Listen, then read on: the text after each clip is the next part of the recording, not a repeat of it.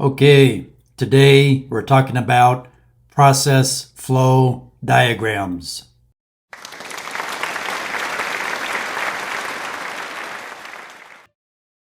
Okay, so I want to clarify there is a difference between a P&ID and a PFD. P&IDs include more info than a PFD, so more detail. A PFD, process flow diagram, contains operational specs usually, and usually will show you the flow in the system. So let's take a look at this flow diagram. We can see it is a chilled water system flow diagram, not drawn to scale. And we can tell it's inside of a commercial office building for comfort cooling. You see here he's marked first floor, second floor, roof. You see we have a chiller on the roof that supplies chilled water down into the building through piping to fan coil units.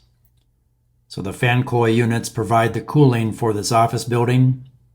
So the water flows through the fan coil units, and then it flows into the pump room or equipment room here, where we see we have pump 1 and pump 2, usually a primary and a backup pump. The water then flows through the pumps, back out and up onto the roof, back to the chiller. In this case, this chiller has a air-cooled condenser indicated by these arrows. So you can see there's cooling fans, condenser cooling fans on the top of the chiller.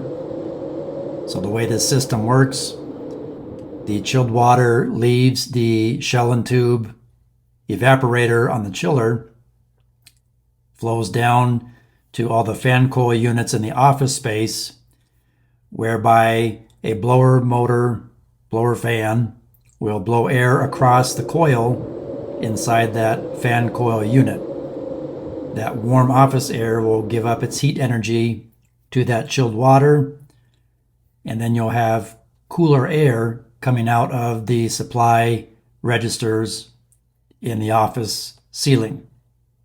That warmed water now flows via the pumps back up to the roof, where it gives off its heat energy to the refrigerant that is inside the shell and tube evaporator, and the process repeats itself.